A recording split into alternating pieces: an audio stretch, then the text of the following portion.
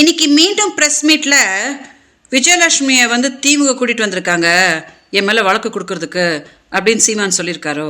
சீமான் அவர்களே, முதல்ல சொன்னீங்க எனக்கு விஜயலட்சுமி யாருன்னே தெரியாது அப்படின்னு சொன்னீங்க.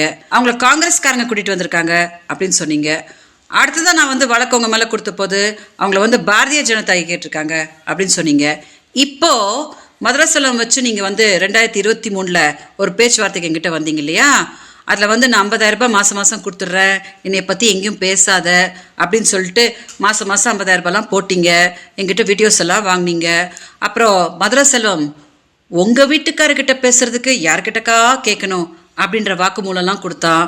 அப்புறம் உங்கள் பொண்ணான வாயிலேருந்து தானே பொண்டாட்டி பொண்டாட்டி பொண்டாட்டி பொண்டாட்டி அப்படின்னு நீங்கள் வீடியோலலாம் பண்ணீங்க. அந்த வீடியோஸ் எல்லாம் வந்து காவல்துறைக்கிட்ட கொடுத்து காவல்துறை எடுத்துகிட்டு போய் அதை அப்படியே நீதிமன்றத்தில் கொடுத்து அதையெல்லாம் பார்த்து தான் அவங்க விஜயலட்சுமி அவங்களோட முதல் மனைவியா அப்படின்னு கேட்டிருக்காங்க. இப்போது திமுக ஒன்றும் உங்களை வந்து போன வருஷம் விஜயலட்சுமிக்கு 50,000 ரூபாய் கொடுத்து இந்த மாதிரி கேவலப்புற்ற வேலைலாம் பண்ணு அப்படின்னு சொல்லலை. ஸோ ஏன் அவங்கள சும்மா வீணா வம்புக்கு இழுக்கிறீங்க? அப்போ இன்னொரு விஷயம் சொன்னீங்களாம், அந்த பொம்பளை கொஞ்சம் நேரில் வர சொல்லுங்கள், நான் உட்காந்து பேசுகிறேன் அப்படின்னு. நான் காத்துட்ருக்க சீமானவர்களே, உங்களை நேரில் பார்த்து என்னைய பார்த்தா உனக்கு எப்படா தெரியுது அப்படின்னு கேட்கணுன்னு நான் காத்துட்டு தான் இருக்கேன். கொஞ்சம் காவல்துறை கிட்ட சொல்லுங்கள், உடனே அதுக்கு அரேஞ்ச் பண்ணிவிடுவாங்க.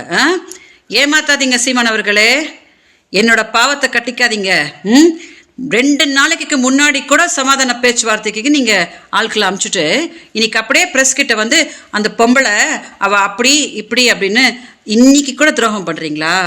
அதான் நான் சொல்லிகிட்டே இருக்கிறேனே, என்னோட பாவம் உங்களை சும்மாவே விடாது.